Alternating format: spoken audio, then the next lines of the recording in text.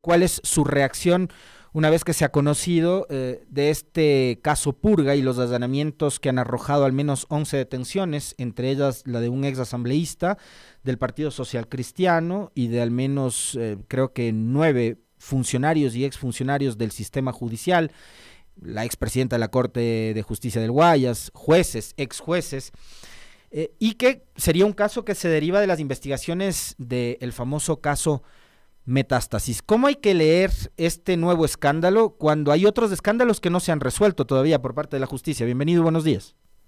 Muchas gracias, Alexis, y un saludo a todos los ciudadanos y ciudadanas que nos escuchan y nos ven a través de Radio Pichinche. Mire, yo creo, Alexis, que es solamente, yo sé que esta va a ser una digresión y un paréntesis para la pregunta, pero rapidito, ¿no?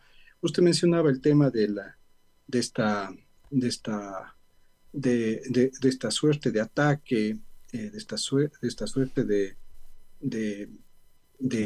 al mismo tiempo de denuncia falsa contra el alcalde de Quito, porque es verdad, como usted dice, es el alcalde de Quito, no solo es Pavel Muñoz, no solamente es el militante de un partido político, es el alcalde de Quito, pero esta arremetida contra el alcalde de Quito, esta arremetida para desestabilizar obviamente su gestión, su administración, es evidentemente un acto de la politiquería y también del oportunismo seguramente para cometer los actos de corrupción que ya cometió y que no han sido investigados todavía por la justicia el exalcalde Guarderas, para un poco seguir la misma línea, ¿no? Entonces, ¿y por qué le digo esto? Mire, solamente le dejo estos dos puntos para ir enseguida a su pregunta. Uh-huh. Guarderas, el actual consejero del Consejo de Participación, él tiene su ONG, pues, anticorrupción, Así ¿no? es. ONG que nace de un estudio jurídico, ¿no? ONG que nace de un estudio jurídico, o sea, quienes integran esa fundación son parte de un estudio jurídico con fines de lucro en Quito, ¿no? Uh-huh. Y la señora Mónica, y obviamente, y hay que recordarle a los ciudadanos y a las ciudadanas de Quito, de quién es asesor Guarderas. Guarderas fue asesor de Verde Soto en el Consejo Nacional Electoral. De Luis Verde Soto. Ya, justamente uh-huh. El consejero de Lazo al mismo tiempo, ¿cierto? Y bueno, que todos conocemos el desenlace de Verde Soto. Entonces, mire, uh-huh. Primer punto, Mónica Jaramillo, ¿no? Ella es a su vez la asesora de Guarderas ahora en el Consejo de Participación. Ya, pero claro, asesora de ella, pero al mismo tiempo, ella es la directora o dueña, porque ese es el verdadero técnico de la Fundación Guayusa Participativa, ¿no? Uh-huh. Guayusa Participativa, ¿no? Investiguen estas dos ONGs, la Fundación de Guarderas y la Fundación de Jaramillo, ¿de dónde reciben los fondos? ¿De dónde reciben los fondos para toda esta arremetida? No nos olvidemos que además Mónica Jaramillo, más allá de ser hoy asesora de Guarderas, ¿no? Fue asesora previo a preparar esta patraña en contra del alcalde de Quito, de Ángel Torres, el juez del Tribunal Contencioso Electoral. Ángel Torres, que juez que fue recusado justamente por el abogado del alcalde de Quito. Entonces, que no nos vengan con el cuento y la novelería de un individuo que lo único que está buscando es meterse por la ventana para destruir en realidad Quito, para destruir el proceso democrático como tal. Entonces, solamente eso. Mire, uh-huh. Sin ningún juicio de valor le dejo planteados esos temas. Investiguen. La Guayusa de Jaramillo, ¿no? De Mónica Jaramillo, y la ONG de Guarderas. ¿De dónde reciben los fondos y a quién responden? ¿A quién responden entonces a partir de ahí con esos fondos que reciben? Y no podemos decirlo nosotros, doctor, quiénes son los financistas de estas ONGs que lideran Jaramillo y Guarderas. Hagamos una entrevista sobre eso, si me permite, no por condicionar la información, pero uh-huh. Obviamente porque creo que el otro tema también es trascendental para lo que está pasando para el país, ¿no es cierto? Otra pregunta, uh-huh. Para yo no desviarme la atención y poder tener listos los documentos y las pruebas también y poder presentar en Radio Pichinche. Por acá tengo que es la NED, que es la misma organización que le fondeaba a Fernando Villavicencio, entre otros. Bueno, entonces, mire, hay que justamente llegar a, justamente eso, todo eso no hay que locubrar, hay que mostrarlo, ¿sí me entiende? Entonces, no es que Jaramillo o Guarderas están actuando a su cuenta y riesgo. Uh-huh. No, ellos están completamente auspiciados por una estructura política atrás que le interesa desestabilizar, ¿no?, al alcalde de Quito con la finalidad de que no pueda, que su gestión en realidad esté entrampada en estos dimes y diretes de este oportunismo politiquero de estos dos personajes. Entonces, pero hay que desenmarañar todo esto y hay que enrostrarles a estos individuos, ¿no es cierto? En realidad, que ellos lo único que están haciendo es lucrando del poder, que a ellos no les interesa Quito, que a ellos no les interesa el Ecuador, que a ellos no les interesa la transparencia, a ellos les interesa lucrar del poder, lucrar de Torres. La señora Jaramillo, asesora de Torres, el juez recusado del Tribunal Contencioso Electoral, que estaba listo justamente para sancionar al alcalde de Quito, y obviamente el otro individuo, asesor del vocal del Tribunal Electoral o del Consejo Electoral de Lazo en su momento. Entonces, si me permite, pues estoy presto y listo para poder dar toda la información cuando ustedes así lo consideren, ¿no? Listo, doctor. Entonces la próxima abordamos sobre esto, aunque digamos para nuestra audiencia que también es son personas bastante críticas, bien informadas por supuesto, y para mí también yo estoy tratando de ir armando las piezas del rompecabezas que usted nos plantea y claro, ya tengo bastante bien definida la idea de cuáles son los intereses, ¿no? Digamos, es muy obvio, ¿no? Y además se trata de la capital de la República, es Quito. No es cualquier municipio o cualquier ciudad la que está en juego. Doctor. Ciudad además en la que mataron a Fernando Villavicencio, y que si nosotros nos podemos ver al final, podría parecer que todos estos hechos y estos acontecimientos que pasan con el asesinato de Leandro Norero, con el caso Metástasis, con este caso ahora que se denomina Purga, etcétera, no tendrían ninguna conexión, pero al final nos vamos enterando y nos vamos dando cuenta de que lo que hemos estado denunciando desde hace algún tiempo es real, es decir, una estructura corrupta de jueces, ¿no?, que están a la orden, que están a la orden de estos criminales, y que todavía hay mucha tela por cortar. Es decir, vamos a ver pues si los involucrados en el caso, algunos de los involucrados en el caso Metástasis, a su vez no tienen relación con el caso León de Troya, por ejemplo. Creo que eso es importante, porque no podemos dejar de lado el caso León de Troya. Y el propio asesinato de Fernando Villavicencio. El asesinato de Fernando Villavicencio no comienza ni termina con el llamamiento a juicio pues a los gatilleros, a los sicarios, a los gatilleros, y obviamente a algo que ya lo habíamos denunciado desde antes, ¿no?, que detrás de ese asesinato estaba la banda criminal de los Lobos, pero la banda criminal de los Lobos que no se queda en la llamada telefónica desde la cárcel donde Lazo, ¿no?, que esto es importante destacar, donde Lazo y sus secuaces, ¿no?, Ordóñez y todos ellos, les permitieron tener internet permanente para planificar este crimen, el tráfico de drogas, obviamente, ¿no?, y a partir de ahí, obviamente, que ese tráfico de drogas también llene las arcas de algunos bancos, y específicamente el Banco de Guayaquil, que no está haciendo absolutamente nada. Ese es el pánico de León de Troya, de Lazo, ¿no es cierto? El pánico de León de Troya no es Luque.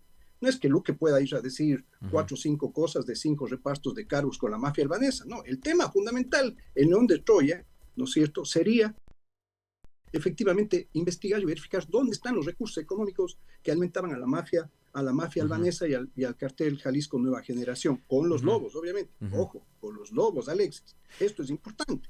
Con los Lobos, porque los Lobos asesinaron a Villavicencio, y aquí hay un tema fundamental que no se ha mencionado, y es el hecho de que los policías que investigaron, que no se está teniendo en cuenta ya oficial y formalmente, que los policías que los policías que investigaron, los oficiales que investigaron el caso León de Troya, el 1 de abril del año 2003 denunciaron que la mafia albanesa iba a atentar contra la vida no eran amenazas de muerte. Hay una fuente, hay varias fuentes que les informaron a estos oficiales que la mafia albanesa iba a atentar contra la vida Fernando Villavicencio, Boscan y obviamente los dos oficiales de la policía. Y no hicieron nada. No hicieron nada. Sí, Justamente el 9 de agosto, en donde entiendo recibe mensaje el comandante, entre otros altos oficiales de este grupo de policías, diciendo les estamos haciendo el seguimiento. ¿Qué hacemos? Les detenemos y nunca dan la orden. sí, y esto lo que recibe básicamente, hay un capitán de antinarcóticos de microtráfico que mire, yo no sé si estos señores han dado la versión, ¿por qué no fueron testigos fundamentales? Por ejemplo, el día en el proceso de instrucción fiscal, el capitán Castillo específicamente, y le voy a dar los nombres, porque aquí no podemos estar con este tema de las iniciales nada más, ¿no es cierto? Aquí definitivamente, mire, aquí hay dos oficiales, Yanio Castillo Lemos, ¿no? Es el oficial que estaba dando seguimiento a los gatilleros, a los sicarios de Villavicencio el día que asesinaron a Villavicencio, el 9 de agosto, ¿no? Él llama a su superior, en este caso, que es el teniente coronel Marco Gamboa Silva, ¿no? Y le dice, estamos dando seguimiento, estamos listos para operar, estamos listos para detener a estos individuos. Y resulta ser que el coronel Gamboa dice que no les detenga. Entonces, alguna explicación pues tiene que tener la familia de Villavicencio, alguna explicación tiene que tener el país, alguna explicación tiene que tener la justicia. ¿Para qué? Para que podamos entender y podamos por lo menos comprender o ratificar que efectivamente, en este caso, hay miembros de la policía que estuvieron involucrados directamente en el asesinato también de Villavicencio.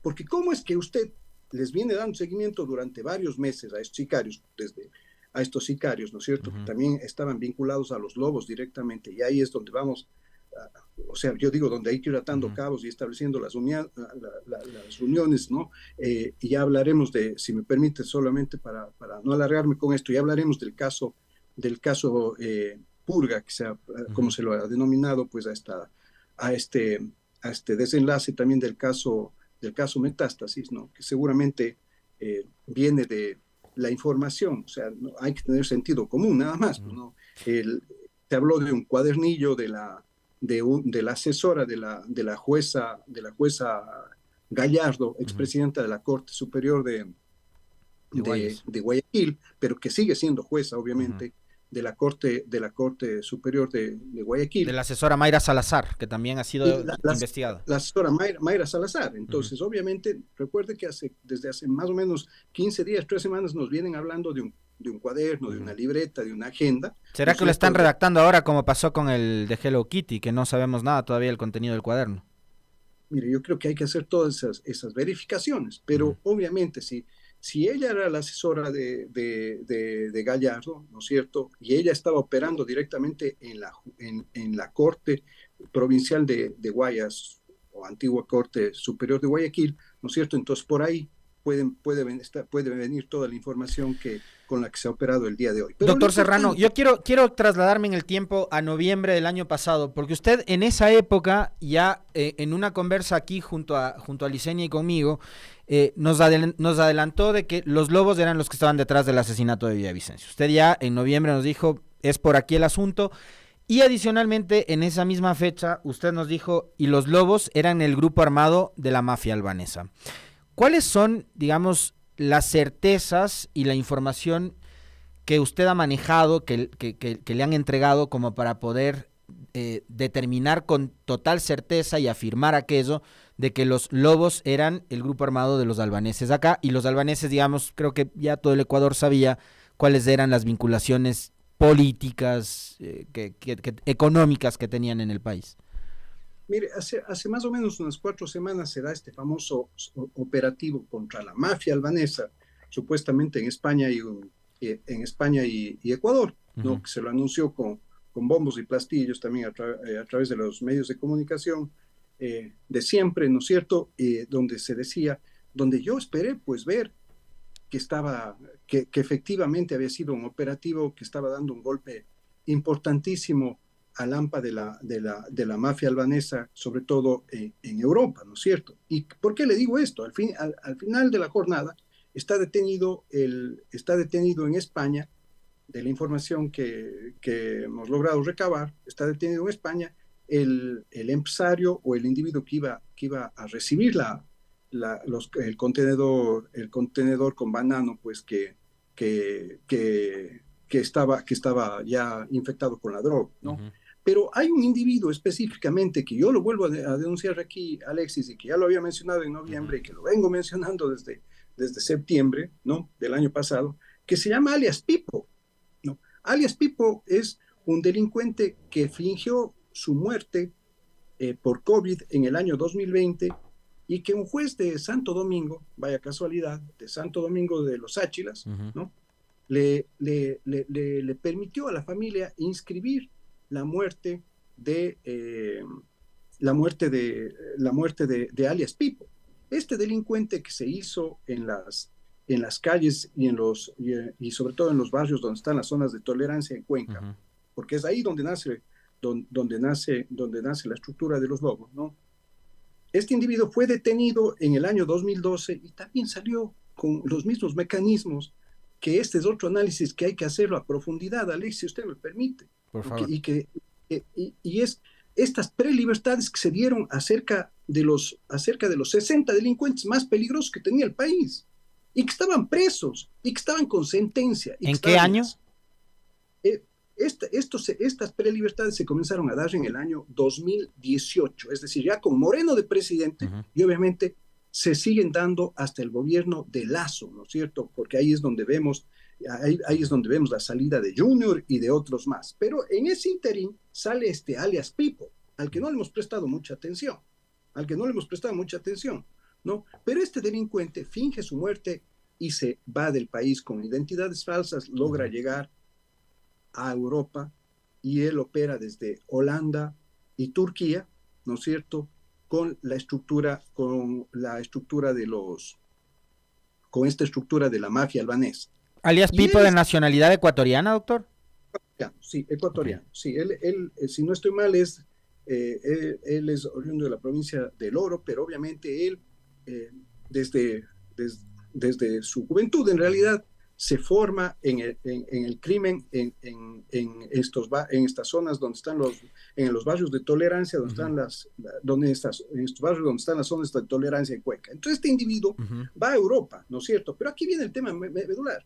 Alias Pipo es el que mandó a matar a Norero, ¿no? ¿A través de quién? De alias el Chino. Mire, hay dos delincuentes que son importantísimos en la estructura criminal de los lobos: alias el Chino y alias Invisible. ¿Sí ve cómo las cosas se van atando con el asesinato de Villavicencio? Este señor Porque Angulo, que está detenido y que es uno de los procesados.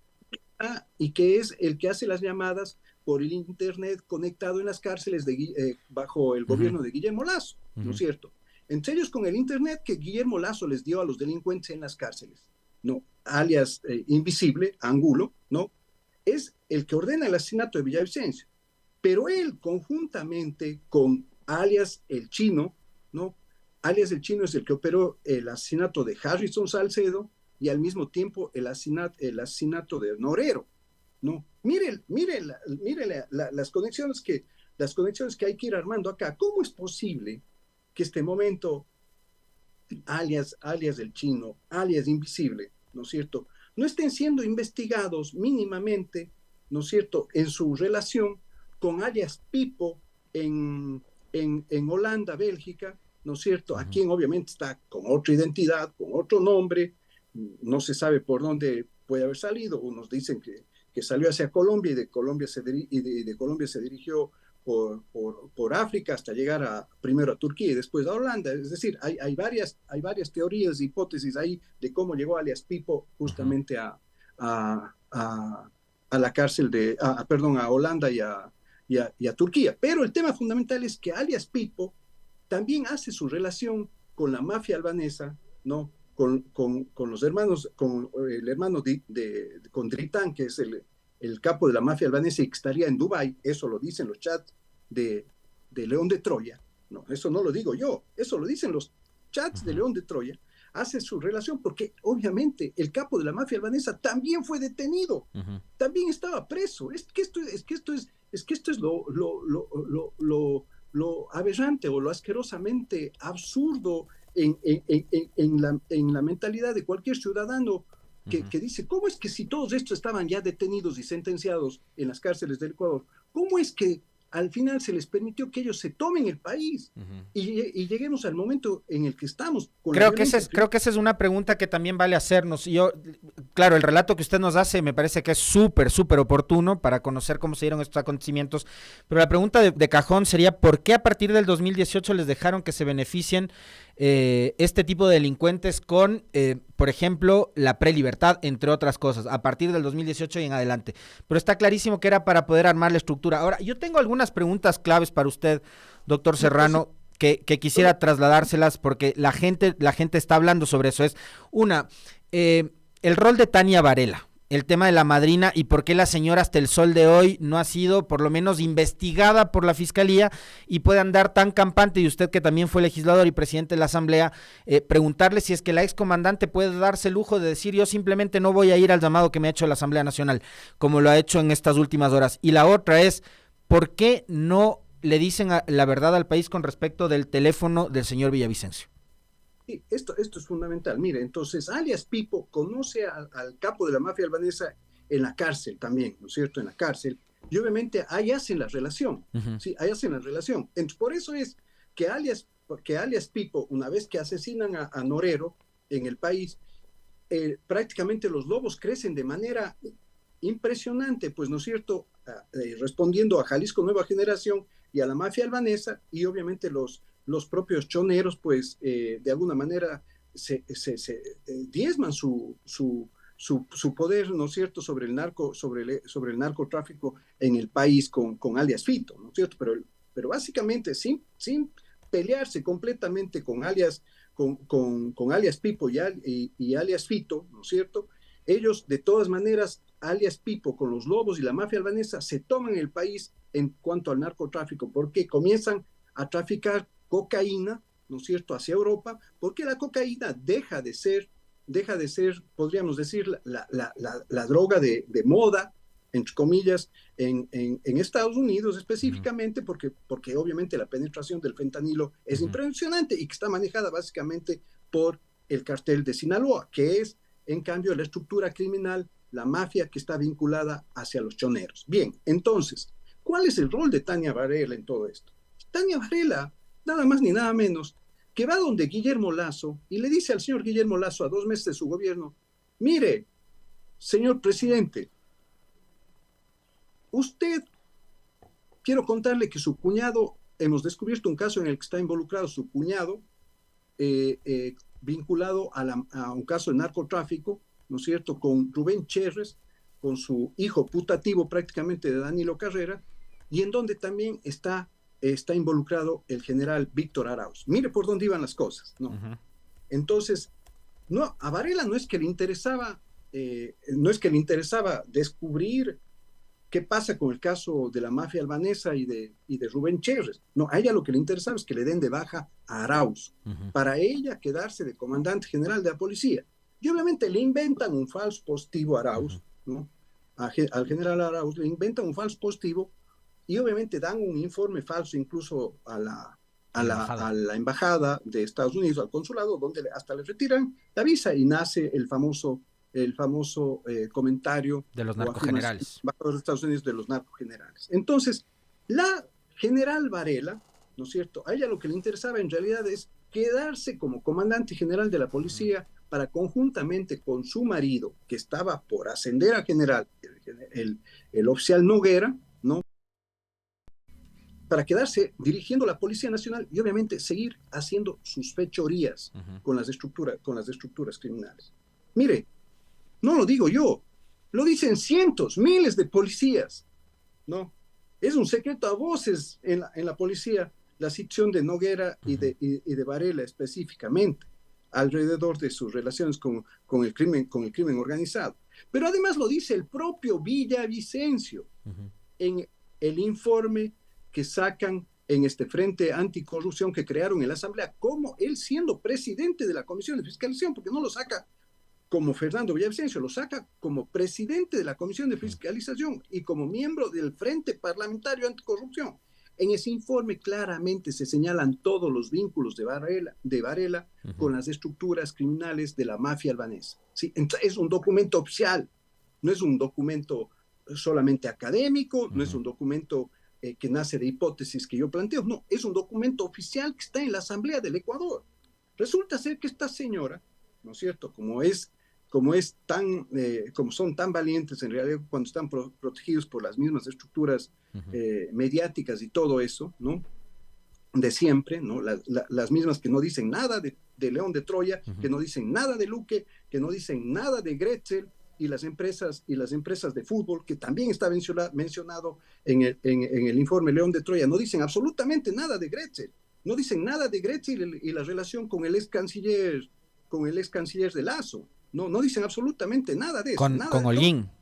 Sí, con Holguín. Todo eso está cerrado. El impoluto, el que también se fue a reunir con Rubén Cherres, miembro vinculado con la mafia albanesa. Entonces no dicen nada de eso. Pero resulta ser que esta general ahora se da el lujo de decirle a la Asamblea, yo no voy a la Asamblea. Lo que queremos saber es, ¿por qué no va la Fiscalía? Así es.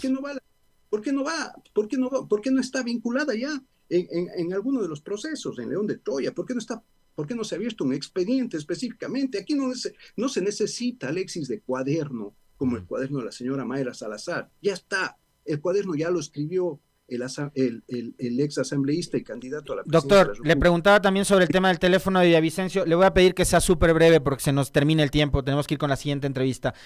¿Por qué es tan importante para ellos guardar el teléfono de Villavicencio y que no se exhiba lo que hay ahí? Este rato ya no hay nada que guardar. Ese teléfono ya está en manos de la Fiscalía, ¿no es cierto? Y la Fiscalía tiene que hacer su trabajo, ¿no es cierto? Y usted sabe que la justicia tiene un elemento fundamental para su transparencia, que es obviamente la publicidad. Es decir, no pueden haber secretos aquí, en ese sentido, ¿sí? Y la Fiscalía, con toda la responsabilidad, tiene que incorporar ya la apertura de ese celular para el caso, para investigar, o ya sea el nuevo caso que existe para determinar los autores intelectuales del asesinato, o abrir un expediente específico para explotar ese teléfono y que efectivamente ese teléfono con la información relativa al propio asesinato o a cualquier hecho que tenga que ver con acciones delictivas pueda mostrarse efectivamente a la justicia y pueda mostrarse al país también. Eso es lo que se necesita, no la información privada del señor Villavicencio. No, eso lo manejará la Fiscalía y los jueces, ¿no? Lo que se necesita efectivamente es saber qué está pasando con ese teléfono, por qué tanto hermetismo con ese teléfono. Yo creo que una de las ventajas que tiene el Ecuador es que ese teléfono fue entregado directamente por el FBI a la Fiscalía. Entonces, aparentemente ese teléfono sí tuvo una suerte de cadena de custodia y no habría sido alterado. Eso habrá que determinar también en los exámenes periciales. Pero ese teléfono también va a ser fundamental en este proceso. Así es. Doctor, le queremos agradecer infinitamente por haber aceptado esta invitación y le vamos a comprometer para seguir hablando de este tema, de los otros adicionales del caso Purga y también de lo que hay alrededor de estas famosas ONG que están interviniendo en la democracia de nuestro país. Con un solo tema que es importante. Norero ya fue declarado inocente en el 2020 por un fiscal y por un tribunal de justicia del Oro en un caso de narcotráfico. Norero ya fue declarado inocente. Ahí están los documentos. También podemos exhibir esos documentos, porque nos metieron el cuento de que Norero llegaba como muerto presunto en Perú. No. Norero fue juzgado por narcotráfico en el país y le declararon inocente en el año 2020. El 24 de diciembre del 2020 lo declararon inocente. Gobierno de Lenín Moreno.